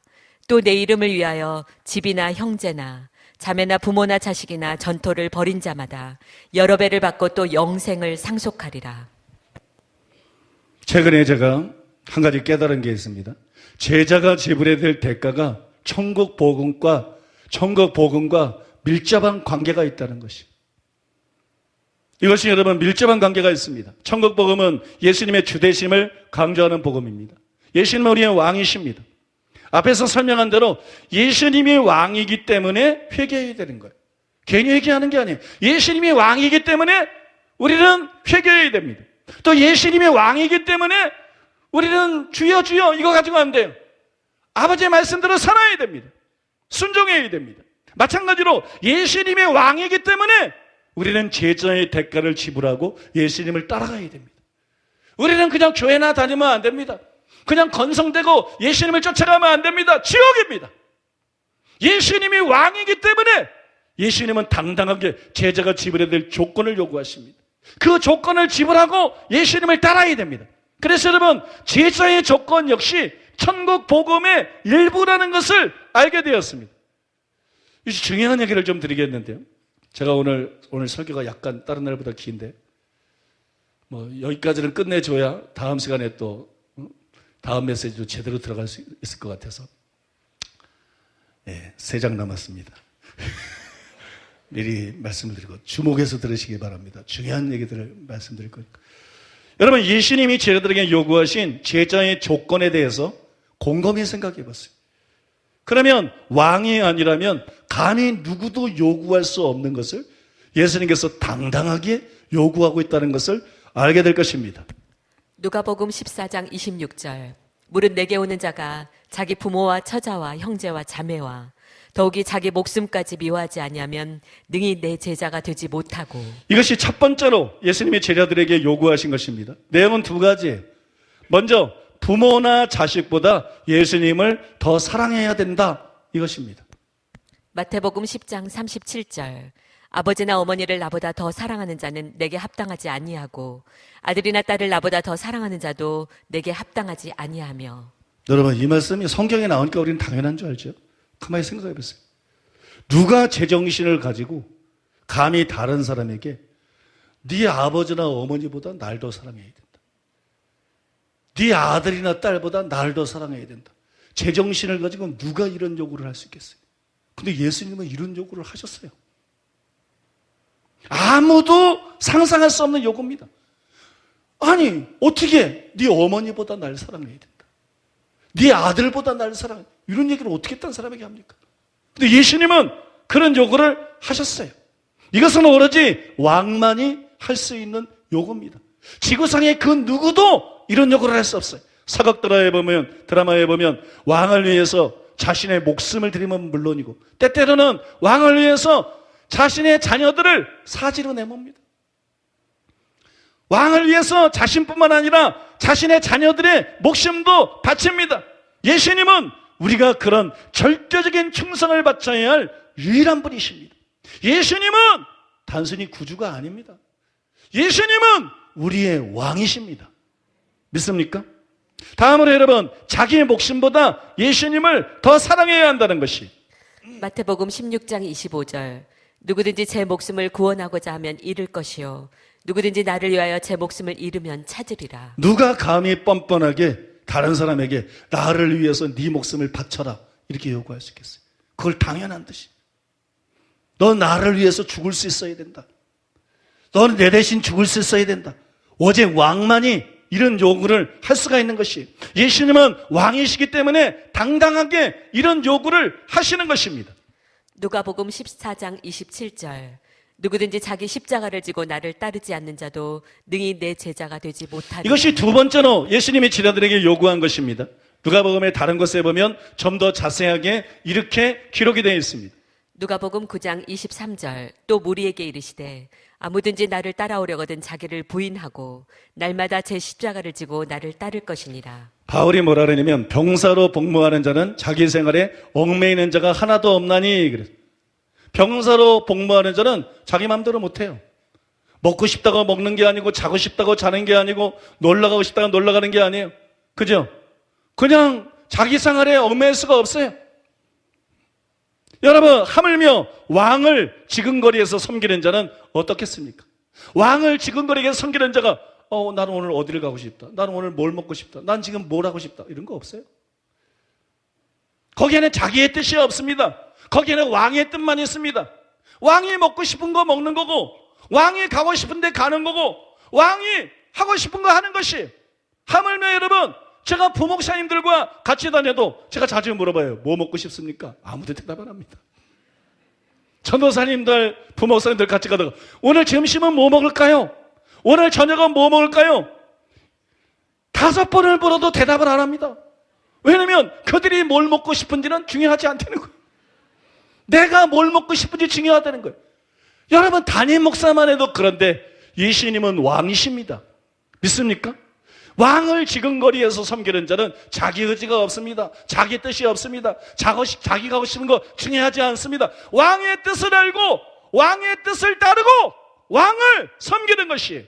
또 여러분, 바울은 그렇게 말했어요. 너는 그리스도 예수의 좋은 군사로 나와 함께 고난을 받으라. 병사로 복무하는 자가 자기 생활에 얽매이는 자가 하나도 없나니. 그런데 예수님은 날마다 자기를 부인하고 자기 십자가를 지고 나를 따라야 된다. 그렇게 당당하게 요구하셨어요. 왜냐하면 예수님은 왕이시기 때문입니다. 예수님은 그렇게 말씀할 자격이 있습니다. 권한이 있습니다. 믿습니까? 예수님은 왕이기 때문에 날마다 너를 부인해라. 그리고 내 뜻을 따르라. 내가 하라는 일을 해라. 나를 따르라. 고난을 받아도 뒤돌아서지 말고 죽는 한이 있어도 나를 따르라. 믿습니까? 내 말에 순종하라. 예수님은 왕이기 때문에 당당하게 우리에게 그렇게 말씀하는 것입니다. 누가복음 14장 33절. 이와 같이 너희 중에 누구든지 자기의 모든 소유를 버리지 아니하면 능히 내 제자가 되지 못하리라. 이것이 세 번째로 예수님이 제자들에게 요구하신 것입니다. 다른 나라들처럼 우리도 왕을 세우게 해달라 요청하는 이스라엘 백성들에게 사무엘 선지자는 다음과 같이 말했습니다. 사무엘상 8장 10절로 17절. 사무엘이 왕을 요구하는 백성에게 여호와의 모든 말씀을 말하여 이르되 너희를 다스릴 왕의 제도는 이러하니라. 그가 너희 아들들을 데려다가 그의 병거와 말을 어거하게 하리니 그들이 그 병거 앞에서 달릴 것이며 그가 또 너희 아들들을 1000부장과 50부장을 삼을 것이며 자기 밭을 갈게 하고 자기 추수를 하게 할 것이며 자기 무기와 병거의 장비도 만들게 할 것이며 그가 또 너희의 딸들을 데려다가 향료 만드는 자와 요리하는 자와 떡 굽는 자로 삼을 것이며 그가 또 너희의 밭과 포도원과 감람원에서 제일 좋은 것을 가져다가 자기의 신하들에게 줄 것이며 그가 또 너희의 곡식과 포도원 소산의 11조를 거두어 자기의 관리와 신하에게 줄 것이며 그가 또 너희의 노비와 가장 아름다운 소년과 나귀들을 끌어다가 자기 일을 시킬 것이며 너희의 양떼의 10분의 1을 거두어 가리니 너희가 그의 종이 될 것이라. 여러분, 왕은 수상과 다릅니다. 왕은 대통령과 다릅니다. 제가 가끔 농담할 때 우리 친구들이나 교육자가 농담할 때 그런 말이에요. 난 대통령 안 한다. 시켜줘도. 왕 시켜주면 한다. 그 죽일 놈은 죽이고 법을 바꿀 건 바꾸고 이래 이 나라가 뭐가 되지? 그 대통령 돼가지고 이는 치보고 저는 치보고 이거에 데모하고 저게 데모하고 뭐가 되겠는 거야. 나는 시켜주지도 않겠지만 대통령 시켜줘도 안 한다. 왕 시켜주면 한다. 왕 시켜줘. 그러면 이 나라를 완전히 바꿔놓는다. 여러분, 왕하고 수상은 달라요. 왕하고 대통령은 천지차이입니다. 나라의 모든 것이 왕의 것입니다. 성경을 보세요. 성경에서 왕들이 자기를 기쁘게 하는 자들에게 에스더서에도 3번 나옵니다. 또 여러분 마가복음 6장 23절에도 헤롯이 한 말이 나옵니다. 누가 자기를 기쁘게 하면 서슴없이 이렇게 말합니다. 너는 내게 구해라. 내가 나라의 절반이라도 너에게 줄 것이다. 어떻게 이런 말을 할 수 있어요? 네가 내게 구하면 내가 나라의 절반이라도 너에게 줄 것이다. 왜냐면 나라 전체가 왕의 것이기 때문에. 믿습니까? 예수님이 이 땅에 왔어요. 예수님은 유대인의 왕으로 왔습니다. 유대인의 왕으로 나시니까 어디 계시뇨? 그래서 요한복음 1장 11절에 보면 요한이 이렇게 기록했습니다. 자기 땅에 오매 자기 백성이 영접지 아니하셨으니 영접하는 자, 곧 그 이름을 믿는 자들에게는 하나님의 자녀가 되는 권세를 주셨느니라. 자기 땅이라고 말합니다. 유대를. 이스라엘 사람들을 자기 백성이라고 말합니다. 그 나라의 땅과 사람들 모든 것이 왕의 소유라는 것이에요. 왕의 것이라는 것이에요. 그러므로 여러분, 왕은 필요할 경우에 우리들에게 전 재산을 요구할 수도 있습니다. 그래서 부자 청년에게 내 모든 소유를 팔아 가난한 자에게 주고 너는 나를 따르라고 말한 것입니다. 예수님은 왕으로서 제자가 지불해야 될 조건을 부자 청년에게 말씀한 것입니다. 여러분, 예수님은 왕으로서 저와 여러분들에게 이런 요구를 하실 수 있고 실제로 하십니다.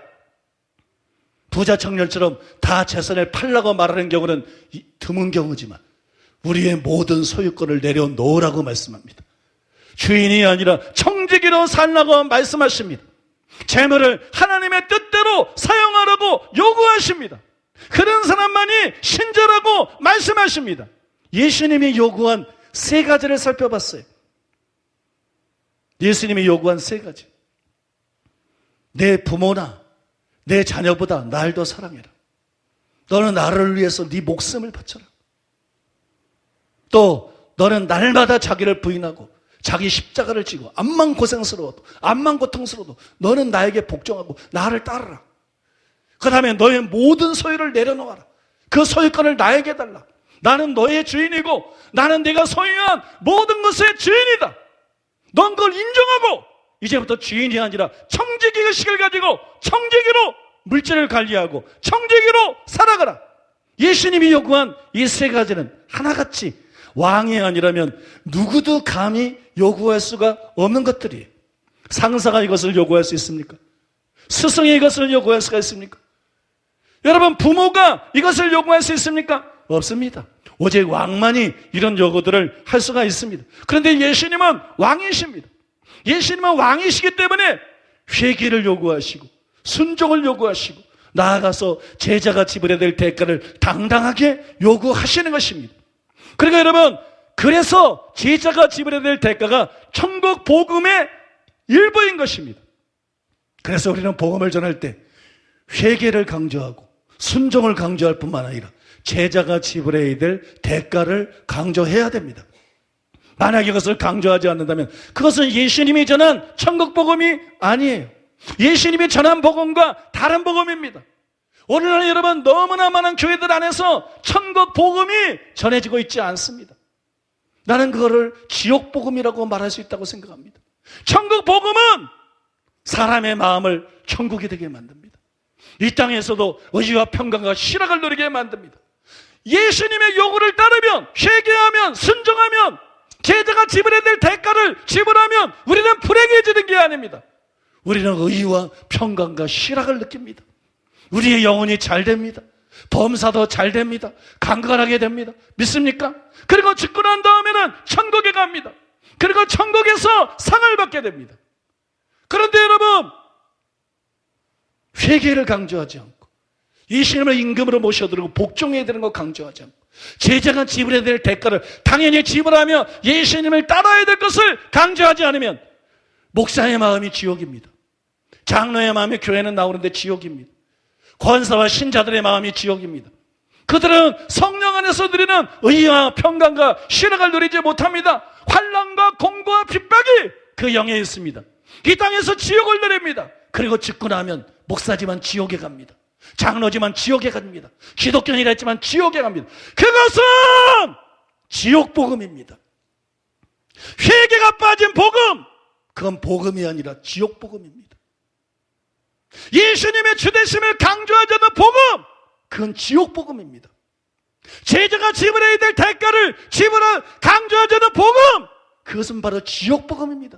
그것은 다른 복음이요, 그것은 지옥복음입니다. 그런 복음을 전하는 자들에게 사도 바울은 다음과 같이 경고했습니다.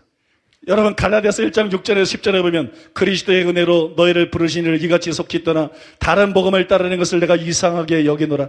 다른 복음은 없나니 다만 어떤 사람이 너희를 결혼하여 그리스도의 복음을 변하려 합니다. 그러나 우리나 혼 하늘로부터 온 천사라도 우리가 너희에게 전한 복음에 다른 복음을 전하면 저주를 받을지어다. 우리가 전에 말하였거니와 내가 지금 다시 말하노니 만일 누구든지 너희가 받은 것에 다른 복음을 전하면 저주를 받을지어다. 이제 내가 사람들에게 좋게 하랴, 하나님께 좋게 하랴, 사람들에게 기쁨을 구하랴. 내가 지금까지 사람들의 기쁨을 구하였다면 그리스도의 종이 아닌지라. 그렇게 말했어요. 여러분, 바울은 자신이 복음 외에 다른 복음을 전하면 저주를 받을 것이라고 저주를 선언했습니다. 우리는 바울이 전한 복음이 무엇인지를 아까 살펴보았습니다. 바울은 다메섹 이후부터 어디든지 쇠기하라고 외쳤고 회개에 합당한 일을 행하라고 외쳤습니다. 바울은 예수님이 주님이라고 외쳤고, 여러분, 예수님을 주님으로 모셔드리고 복종해야 된다는 것을 그의 서신 여러 군데서 분명하게 말했습니다. 여러분, 바울이 전한 복음은 천국 복음입니다.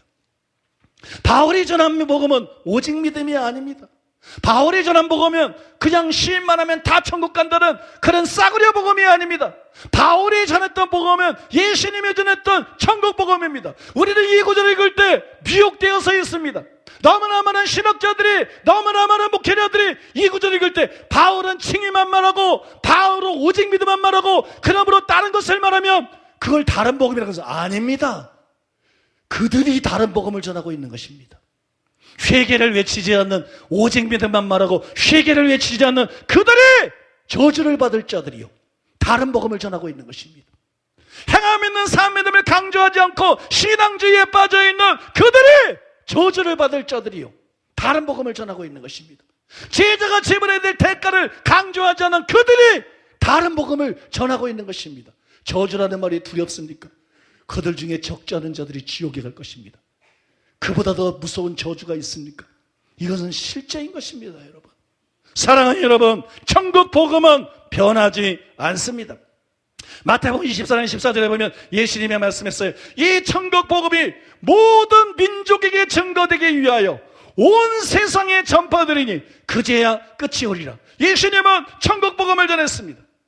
12사도도 천국 복음을 전했습니다. 바울도 천국 복음을 전했습니다.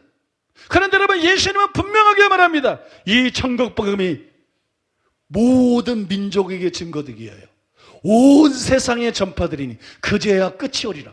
천국 복음은 온 세상에 전파되어야 됩니다. 천국 복음은 예수님이 재림하시는 마지막 시간까지, 그 순간까지 전해져야 됩니다. 천국 복음은 변개되지 않습니다. 천국 복음은 바뀌지 않습니다. 그러면 여러분, 사람의 눈치를 보고 천국 복음에서 회개의 메시지를 빼거나 순종의 메시지를 빼거나 제자가 지불해야 될 대가를 빼지 않도록 조심해야 되는 것입니다. 천국 복음을 전할 때 이 세 가지를 심주어 외침으로 말미암아 죽는 날까지 천국 복음을 충실하게 전함으로써 사람들을 교회로 인도하는 것이 아니라, 사람들을 기독교라는 종교로 인도하는 것이 아니라, 사람들을 왕이신, 우리의 왕이신 예수님께로 인도하고 사람들을 영원한 나라의 천국으로 이끌어야 될 줄로 믿습니다. 여러분, 큰 믿음 교회는 그런 교회인 것입니다. 저는 여러분, 다른 모든 교회들이 그런 교회가 되기를 원합니다. 사람들을 교회나 종교로 이끄는 것이 아니라 왕이신 예수님, 그리고 예수님이 왕이 되어 다스리는 그분의 나라 천국으로 이끄는, 타협하지 않고 천국 복음을 외침으로써 우리는 그 일을 할 수가 있습니다. 끝으로 여러분, 가만히 생각해 보십시오. 예수님은 여러분에게 어떤 분입니까? 예수님은 여러분에게 누구십니까? 예수님은 그냥 어린 양이십니까? 그분은 유다의 사자이십니다. 그분은 포효하고 다스리는 왕이십니다. 그분은 우리의 왕이십니다. 그분은 우리에게 마땅히 그분을 위해서 죽어야 된다고 요구할 수 있는 자격이 있는 왕이십니다. 그분은 왕임에도 불구하고 우리를 위해서 대신 죽어주신 분이기 때문에 배나도 우리를 자신을 위해서 죽어야 한다고 말할 수 있습니다. 그분은 내 어머니나 아버지보다 나를 더 사랑해야 된다고 당당하게 요구할 자격이 있는 분입니다. 그분은 우리의 어머니나 아버지보다 우리를 더 사랑하셨기 때문입니다. 그분은 내 자녀나 아들이나 딸보다 나를 더 사랑해야 된다고 요구할 수 있는 분입니다. 그분은 너 자신을 부인해라. 네가 원하는 대로 살지 말아라. 내가 말하는 대로 살아라. 내가 명령한 대로 살아라. 어떤 고통이 오고 어떤 핍박이 오고 이단이라 그럽니까? 누가 이단입니까? 통합에 우글거리는 거짓 복음을 전하는 그 사람들이 이단일 수는 있어도 누가 이단입니까?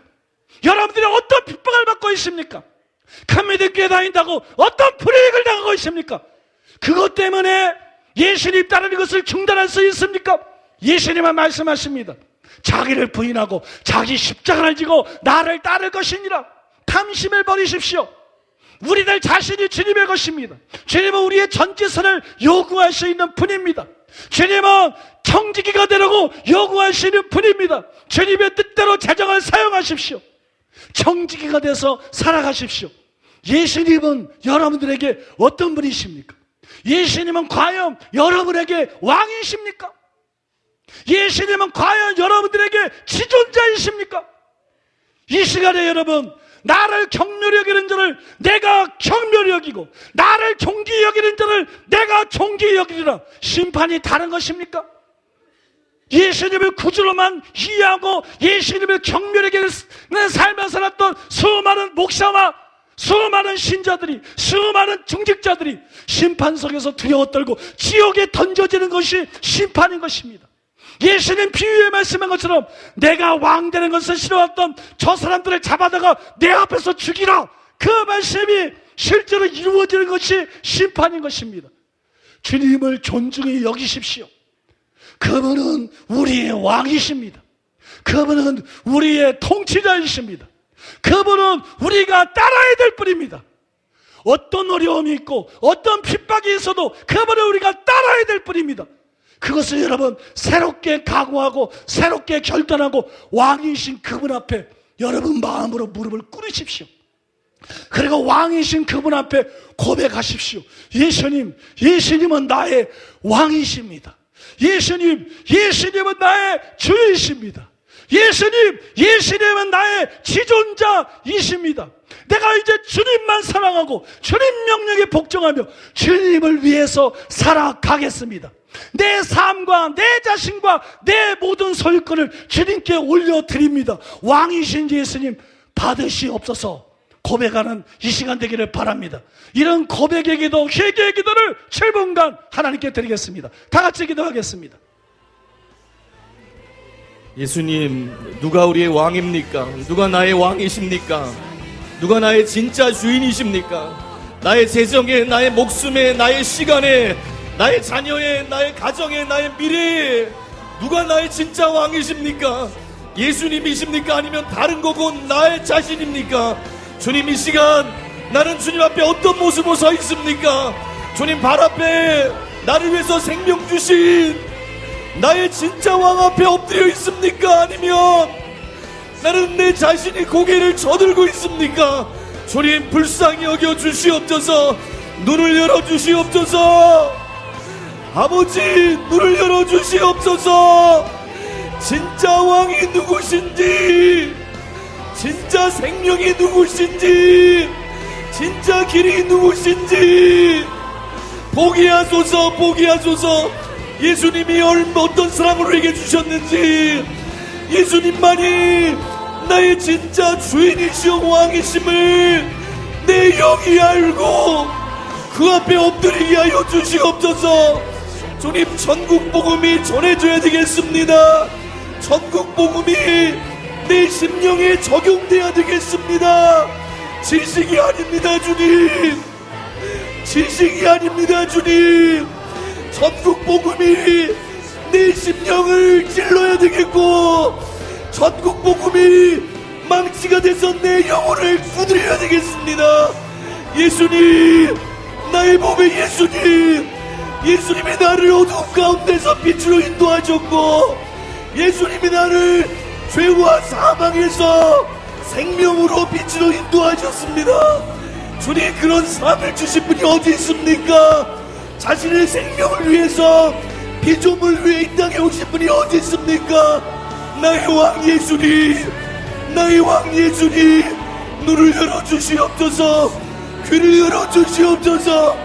무엇이 진짜인지, 나는 예수님 앞에 진짜 회개했는지, 아니면 교회를 다니지만 내가 가고자 하는 그 길을 걷고 있는지, 나는 예수님을 순종하는 자인지, 아니면 내 뜻대로 내 방법대로 살고 있는지. 주님, 주님의 가치가 무엇입니까? 주님의 사랑이 어떤 사랑입니까? 부모 자식보다, 나의 목숨보다, 나의 소속과 소유권보다 주님이 얼마나 더 귀한 분이십니까? 눈을 열어주시옵소서. 주님, 나를 다스려 주시옵소서. 주님, 내가 주님 앞에 소유권을 드리지 않아서, 내가 주님 앞에 나의 목숨을 드리지 않아서, 너는 날마다 너를 부인하고 너의 십자가를 지고 나를 따라고 하는데, 나는 아직도 주를 이용하지 않습니까? 주님, 나의 왕 되신 주님, 이만큼 신앙생활 했는데, 주님 목사까지 됐는데 아직도 주님을 나의 삶의 영역에서 엎드리지 않고 있습니까? 주님, 무엇이 중요한지 보게 하소서. 주님, 우리를 불쌍히 여겨 주시옵소서. 무엇이 기준입니까? 주님, 누가 기준입니까? 주님, 예수님 아니십니까? 주님, 성경 아닙니까? 주님, 천명이 만명이 이것이 길이라고, 그게 진짜 길입니까? 예수님이 말씀하신 그것이 진짜 길이고 진리지요. 주님, 말씀 앞에 떨 수 있는 마음을 주시옵소서. 이 말씀이 너희를 심판할 거라고 하셨는데, 하나님, 기회 있을 때 우리가 말씀 앞에 떨게 하여 주시옵소서. 얼마나 겸손을 잃어버렸습니까? 얼마나 말씀 앞에 떠는 것을 잃어버렸습니까? 베드로가 외쳤을 때 사람들이 자신의 상태를 보고 주님을 바라보고 어찌할꼬 가슴을 쳤는데, 나는 진리의 말씀이 외쳐지는데 어찌할꼬 가슴을 치고 있습니까? 주님, 나의 왕 되신 예수님 앞에 나의 매일의 일상을 돌아보면서 나의 시간이, 나의 목적이, 나의 목숨이 진짜 내 주님의 것인지, 예수님이 진짜 왕이신지, 아니면 이 자리까지 나와있지만 여전히 나를 위해 살고 있지 않은지 문을 열어주소서. 회개하게 하여 주시옵소서. 천국 복음이 전파되게 하소서. 진정한 회개, 진정한 순종, 진정한 제자의 도리, 대가, 그 길을 지불하게 하여 주시옵소서. 생명 주신 주님, 우리를 깨우소서. 이 땅을 깨우소서. 바른 진리가 외쳐지게 하소서. 얼마나 우리의 마음이 강박한지, 주님, 우리의 마음이 얼마나 강박한지, 하나님의 말 앞에 떨지 않은지, 결단까지 이르지 않은지, 말씀을 듣고 그냥 거기서 끝나지 않게 하소서. 가슴을 찌고 은혜를 구하며 내가 주 앞에 결단하게 하여 주시옵소서. 진정한 회개, 진정한 순종, 진정한 대가를 지불하게 하여 주시옵소서. 이 시간 은혜를 구합니다. 주님, 이 시간 은혜를 구합니다. 주님, 이 시간 주님 말씀의 빛으로 나를 정직하게 보게 하소서. 말씀의 빛 앞에 떨 수 있게 하소서. 아버지, 말씀의 빛 앞에 떨 수 있는 주님의 사람들 일어나게 하소서. 그래서 하나님, 2013년이 다 지나가고 있는데 새해가 되기 전에 우리의 삶이 왕 되신 주 앞에서 엎드리게 하시고, 가슴을 치며 은혜를 구하며 진리 앞에 겸손히 떨 수 있는 마음을 구할 수 있도록 예수님의 시간 주님 사랑하는 마음을 회복시켜 주시옵소서. 예수님이 진짜 나의 보배이신 것을 내 온 영으로 고백하며 나의 왕 되신 것을 내 중심이 그 앞에 엎드려 주 앞에 고백하게 하여 주시옵소서. 주님, 은혜를 구합니다. 이 말씀을 붙들고 씨름하게 하여 주시고, 이 한 해가 다 가기 전에 왕 되신 주님 앞에 우리의 모든 사랑과 우리 중심을 드릴 수 있는 그런 결단이 일어나게 하여 주시옵소서. 주님 은혜를 구합니다. 주님 은혜를 구합니다. 예수님의 이름으로 기도합니다. 아멘. 많은 하나님의 사람들이 있지만 우리의 진정한 본은 예수 그리스도 외에는 없습니다. 우리는 사람을 따라갈 것이 아니고 유행을 따라갈 것이 아닙니다. 많은 프로그램들이 있습니다. 많은 운동들이 있습니다. 많은 부흥들이 있습니다. 또 많은 주목받는 사역들이 있습니다. 나름대로 장점을 가지고 훌륭한 점들을 갖고 있지만, 그러나 여러분, 우리는 그들을 따라가서는 안 됩니다. 장점을 본받되 그들을 따라가면 안 되고 우리는 예수님만 따라가야 될 줄로 믿습니다. 예수님의 사역만이 가장 균형이 잡혀 있고 온전한 사역입니다. 오늘 본문에 보면 예수께서 온 갈릴리에 두루다니사 그들의 회당에서 가르치시며 천국 복음을 전파하시며 백성 중에 모든 병과 모든 약한 것을 고치시니, 그렇게 나와 있습니다. 예수님의 사역의 첫 번째는 말씀을 가르치는 것이었어요. 말씀을 옳게 가르치는 것. 예수님은 참 진리를 가르치셨습니다. 지난 시간에 이 부분에 대해서 두 가지를 말씀드렸습니다. 첫째로 하나님은 모든 목회자를 설교자로 부르셨다는 것을 말씀드렸습니다. 두 번째로 천국에서 큰 자가 되려면 말씀을 옳게 분별하고 타협하지 말고 가르쳐야 된다는 것을 말씀드렸습니다. 제가 지난주에 성경을 읽다 보니까 디모데전서 3장 2절에 그러므로 감독은, 그리고 그 뒤에 보니까 가르치기를 잘하며, 이렇게 나와 있어요. 또 디모데후서 2장 24절에 보니까는 주의 종은 마땅히, 뒤에 보면 가르치기를 잘하며, 이렇게 나와 있어요. 여기 감독이나 주의 종은 오늘날의 목회자들을 말하는 것입니다. 그런데 여러분, 둘 다 목회자의 자격이 가르치기를 잘해야 된다, 그렇게 분명하게 명시가 되어 있습니다. 그래서 오늘은 왜 설교가 중요한지, 왜 올바른 가르침이 중요한지 지난 시간에 못전한 세 번째 것을 전하고, 연이어서 천국 복음에 대해서, 예수님이 두 번째로는 천국 복음을 전파하셨기 때문에 천국 복음에 대해서, 천국 복음이 무엇인지에 대해서 시간 되는 대로 여러분들에게 말씀드리고자 합니다. 셋째로 한번 따라해 보겠습니다. 모든 목회자는 성도들과 달리 자기가 설교한 말씀의 질에 의해 심판을 받게 된다. 고린도전서 3장 10절로 15절. 내게 주신 하나님의 은혜를 따라 내가 지혜로운 건축자와 같이 터를 닦아두매 다른 이가 그 위에 세우나 그러나 각각 어떻게 그 위에 세울까를 조심할지니라. 이 닦아둔 것 외에 능히 다른 터를 닦아둘 자가 없으니 이 터는 곧 예수 그리스도라. 만일 누구든지 금이나 은이나 보석이나 나무나 풀이나 지프로 이 터 위에 세우면 각 사람의 공적이 나타날 터인데 그날이 공적을 밝히리니 이는 불로 나타내고 그 불이 각 사람의 공적이 어떠한 것을 시험할 것입니다. 만일 누구든지 그 위에 세운 공적이 그대로 있으면 상을 받고 누구든지 그 공적이 불타면 해를 받으리니 그러나 자신은 구원을 받되 불 가운데서 받은 것 같으니라. 이 말씀은 여러분들이 아는 것처럼 많은 사람들이 성도들의 심판을 기록한 것으로 착각하고 있어요. 그래서 부끄러운 구원의 근거로 잘못 사용하고 있는 구절입니다. 그 사람들은 이 구절을 근거해서 믿기만 하면 말씀대로 살지 않아도 적어도 천국에는 갈 수 있다, 이렇게 주장합니다. 하지만 이 구절은 성도 개인의 심판을 기록한 것이 아닙니다. 그 전에 보면 이런 말씀이 기록되어 있기 때문이에요. 고린도전서 3장 5절로 9절. 그런즉 아볼로는 무엇이며 바울은 무엇이냐? 그들은 주께서 각각 주신 대로 너희로 하여금 믿게 한 사역자들이니라. 나는 심었고 아볼로는 물을 주었으되 오직 하나님께서 자라나게 하셨나니 그런즉 심는 이나 물 주는 이는 아무것도 아니로되 오직 자라나게 하시는 이는 하나님뿐이니라. 심는 이와 물 주는 이는 한 가지이나 각각 자기가 일한 대로 자기의 상을 받으리라. 우리는 하나님의 동역자들이요 너희는 하나님의 밭이요 하나님의 집이니라. 여러분, 이 구절을 자세히 보시면 바울이 성도들이 아니라 자신과 같은 사역자들에 관해서 말하고 있다는 걸 알 수 있습니다. 또 그들이 받을 상에 대해서 말하고 있음도 알 수가 있습니다. 바울은 우리, 즉 사역자들을 하나님의 동역자들이라 그랬습니다.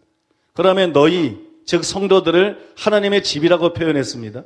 그 후에 10절 이하 15절에서 토대적인 사도인 자신이 세운 터 위에 다른 사역자들이 집을 짓는 것에 대해서 쓰고 있습니다. 즉 하나님의 집이라고 일컬어지는 성도와 교회를 세우는 목회 사역에 대해서 쓰고 있는 것입니다. 그러므로 성도들이 아니라 목회자들의 심판을 기록한 것입니다. 그러면 목회자들은 어떤 기준으로 심판을 받습니까? 우리가 먼저 알아야 될 것은 여기에 나오는 목회자들이 하나님의 말씀대로 산 사람이라는 거예요. 목회자도 천국에 들어가려면 하나님의 말씀대로 살아야 됩니다. 예수님은 나더러 주여 주여 하는 자마다 다 천국에 들어갈 것이 아니요 다만 하늘에 계신 내 아버지의 뜻대로 하는 자라야 들어가리라 이렇게 말씀했습니다. 바울도 이 서신에서 동일한 주장을 했습니다. 고린도전서 6장 9절로 10절. 불의한 자가 하나님의 나라를 유업으로 받지 못할 줄을 알지 못하느냐. 미혹을 받지 말라. 음행하는 자나 우상 숭배하는 자나 간음하는 자나 탐색하는 자나 남색하는 자나 도적이나 탐욕을 부리는 자나 술 취하는 자나 모욕하는 자나 속여 빼앗는 자들은 하나님의 나라를 유업으로 받지 못하리라. 바울이 이렇게 가르쳤어요. 예수님만 아버지의 뜻대로 하는 자라 들어가리라, 천국에 들어가리라 그렇게 말씀한 것이 아니라 바울도 분명하게 말하기를 불의한 자는 하나님의 나라를 유업으로 받을 수가 없다 동일하게 가르쳤어요. 이렇게 가르친 바울이 고린도전서 3장 15절에서 그러나 자신은 구원을 받되 불 가운데서 받은 것 같으리라 이렇게 말한 것입니다. 그러면 여러분 이 구절에 나오는 목회자들은 회개하고 예수님을 인군과 구주로 모셔드리고 아버지의 뜻대로 행한 자들로 보아야 되는 것입니다. 그러지 않으면 그들이 불 가운데서 구원을 받은 것처럼 구원받는 것은 불가능하기 때문이에요. 오직 아버지의 뜻대로 행하는 자만이 천국에 들어가기 때문입니다. 여기서 제가 진짜로 말씀드리고 싶은 것은 이것입니다. 이 목회자들이 참 믿음을 가지고 아버지 말씀대로 살았을 뿐만이 아니라 이것을 넘어서서 이 목회자들이 성화돼서 예수님을 많이 닮았다 할지라도 그것만으로는 천국에서 큰 자가 되지 못한다는 것이에요. 그것만으로는 천국에서 상을 받을 수가 없다는 것입니다. 왜냐하면 하나님께서 목회자들을 심판하시는 기준은 성도들을 심판하는 기준과 다르기 때문이에요. 하나님께서 목회자들을 심판하는 기준은 하나님의 집인 성도와 교회를 세울 때 어떤 재료를 사용했는가 이것에 의해서 심판을 받습니다. 고린도전서 3장 12절로 13절. 만일 누구든지 금이나 은이나 보석이나 나무나 풀이나 짚으로 이 터 위에 세우면 각 사람의 공적이 나타날 터인데 그날이 공적을 밝히리니 이는 불로 나타내고 그 불이 각 사람의 공적이 어떠한 것을 시험할 것임이라. 여러분 이 구절에 보면 금이나 은이나 보석이 나옵니다. 또 나무나 풀이나 짚이 나오고 있어요. 이게 뭘 의미할까요? 이거는 둘 다 건축 재료들이에요. 건축 재료들을 말하고 있습니다. 그런데 바울이 놓은 건물의 터, 즉 그리스도가 복음 진리를 뜻하는 것입니다. 그러므로 이 터 위에 세우는 집의 재료들 역시 일관성 있게 진리를 뜻하는 것으로 보아야 됩니다. 그러면 진리 중에 어떤 것이 금은 보석이고 어떤 것이 나무나 풀이나 짚일까요? 성경은 하나님의 말씀이 풀과 같지 않다고 말씀하고 있습니다. 베드로전서 1장 24절로 25절. 그러므로 모든 육체는 풀과 같고 그 모든 영광은 풀의 꽃과 같으니 풀은 마르고 꽃은 떨어지되 오직 주의 말씀은 세세토록 있도다 하였으니 너희에게 전한 복음이 곧 이 말씀이니라. 성경은 진리가 하나님의 말씀이 풀 같지 않다고 말씀합니다. 또 나아가서 성경은 진리는 하나님의 말씀은 금보다 귀하다고 분명하게 말씀하고 있습니다. 시편 19편 7절로 10절. 여호와의 율법은 완전하여 영혼을 소송시키며 여호와의 증거는 확실하여 우둔한 자를 지혜롭게 하며 여호와의 교훈은 정직하여 마음을 기쁘게 하고 여호와의 계명은 순결하여 눈을 밝게 하시도다. 여호와를 경외하는 도는 정결하여 영혼까지 이르고 여호와의 법도 진실하여 다 의로우니 금 곧 많은 순금보다 더 사모할 것이며 꿀과 송이꿀보다 더 달도다. 시편 119편 72절 127절. 주의 입의 법이 내게는 천천 금은보다 좋으니이다. 그러므로 내가 주의 계명들을 금 곧 순금보다 더 사랑하나이다. 그러므로 나무나 풀이나 짚은 잠시 있다가 사라질 사람의 계명을 뜻하는 것입니다. 또 금이나 은이나 보석은 영원히 존재할 하나님의 계명, 즉 바른 진리를 뜻하는 것입니다. 그리고 이것이 하나님께서 목회자를 사용하실 때 사용하시는 잣대예요. 목회자를 심판하는 기준이 됩니다. 심판날 하나님의 말씀대로 살았을 뿐만 아니라 진리를 옳게 분별해서 성경 그대로 가르친 목회자는 큰 상을 받습니다. 또 여러분, 천국에서 큰 자가 될 것입니다. 다니엘 12장 4절. 지혜 있는 자는 궁창의 빛과 같이 빛날 것이요 많은 사람을 옳은 대로 돌아오게 한 자는 별과 같이 영원토록 빛나리라. 이와 반대로 말씀대로 살았지만 진리를 분별하지 못해서 불완전한 교리대로 설교한 목회자들, 이런 목회자들은 상을 받지 못할 것입니다. 또 천국에서 큰 자가 되지 못할 것입니다. 이것은 예수님의 말씀에 분명하게 기록이 되어 있습니다. 마태복음 5장 19절. 그러므로 누구든지 이 계명 중에 지극히 작은 것 하나라도 버리고 또 그같이 사람을 가르치는 자는 천국에서 지극히 작다 일컬음을 받을 것이요. 여러분, 우리가 이 말씀을 통해서 진리를 옳게 분별하고 성경 그대로 설교하는 것이 얼마나 중요한지를 알 수 있습니다. 그 절대적인 중요성, 그 절대적인 가치를 우리가 분명하게 깨달을 수가 있습니다. 우리는 반드시 진리를 옳게 분별하고 성경 그대로 말씀을 가르쳐야 될 줄로 믿습니다.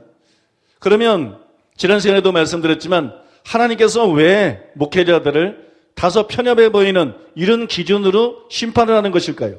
그것은 바른 진리가 성도들에게 사발적으로 중요하기 때문이에요.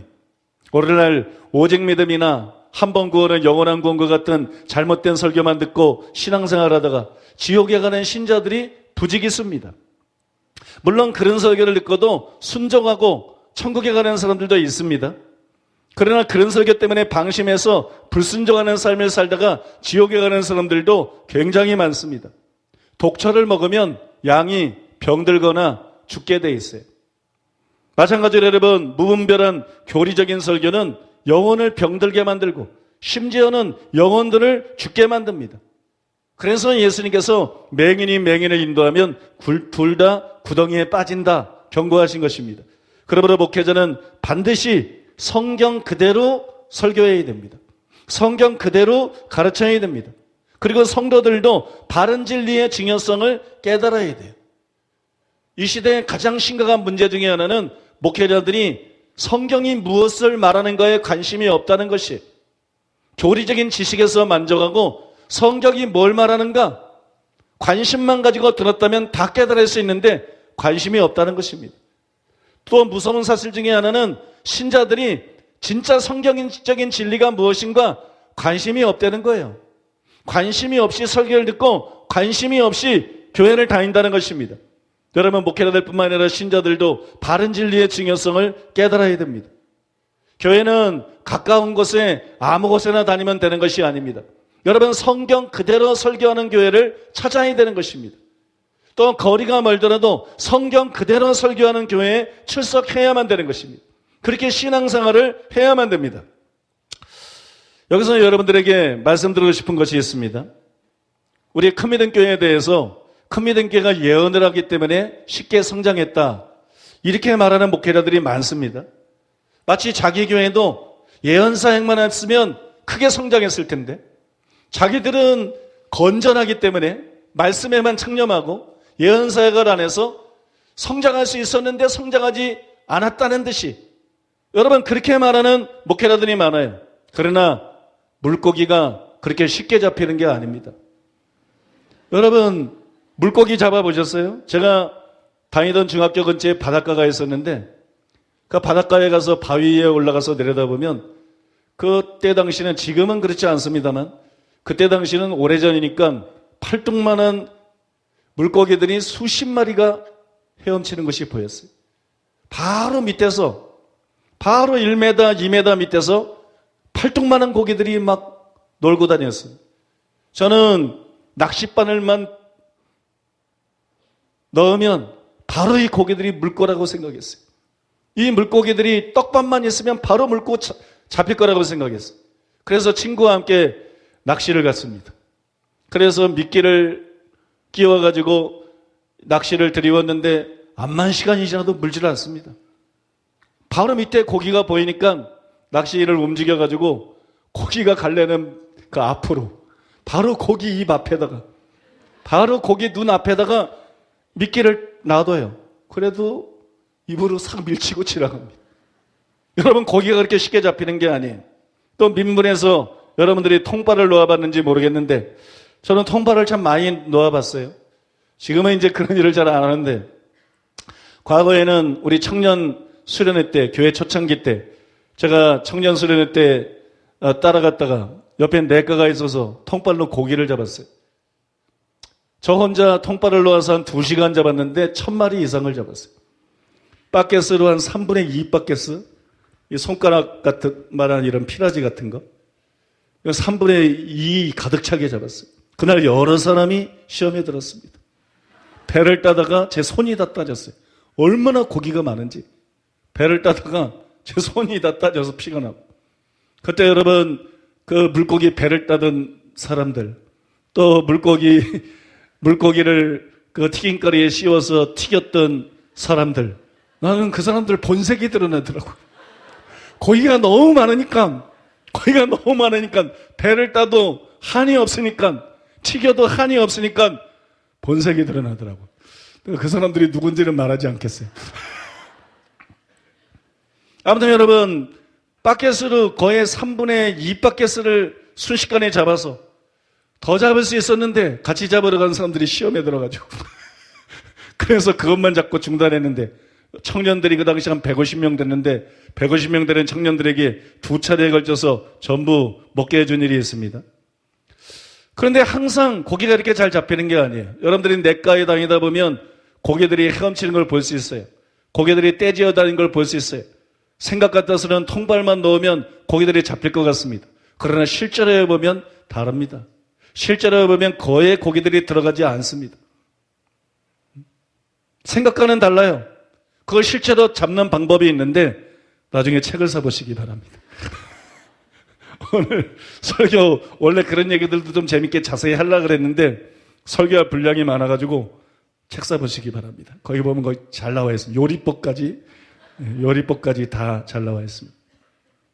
여러분, 냇가에서 헤엄치는 고기를 보면 통발만 놓으면 그냥 들어갈 것 같지만 실제로 놔보면 그렇지가 않아요. 봄철에는 그래도 잘 들어갑니다. 겨울에 굶주려가지고. 그러나 여름철이 되면 약아서 생각보다 굉장히 안 들어갑니다. 고기를 잡는 것이 쉬운 일이 아니라는 것이. 고기를 잡는 것이 쉬운 일이라면 성경에서 어부인 베드로가 2번씩이나 허탕을 치지는 않았을 것입니다. 그런데 우리나라를 보려면 골목마다 통발이 설치가 되어 있어요. 교회라는 통발, 영혼을 낳기 위한 골목마다 통발이 설치되어 있습니다.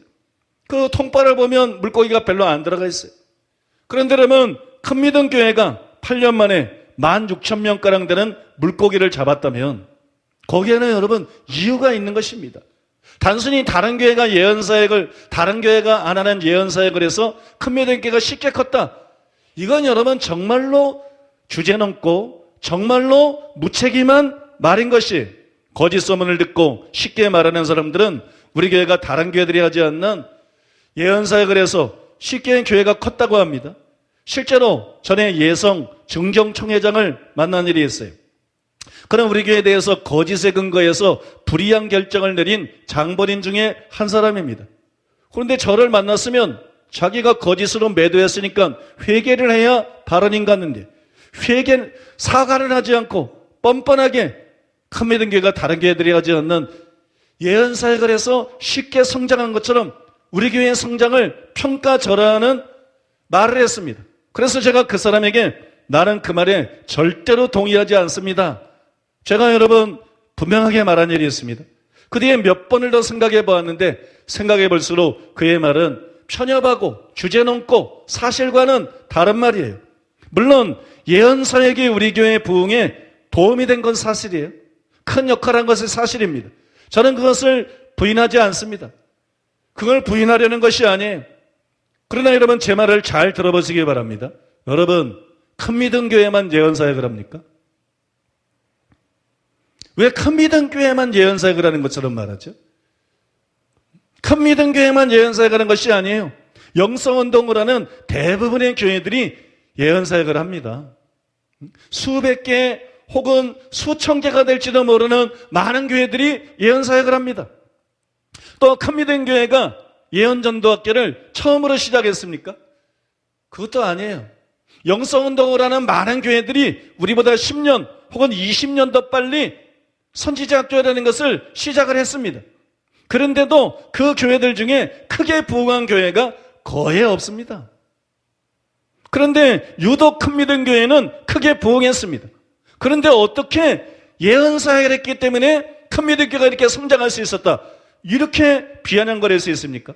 우리 교회 부흥은 여러분 그렇게 쉽게 말할 수 있는 내용이 아닙니다. 그렇게 쉽게 평가할 수 있는 것이 아닙니다.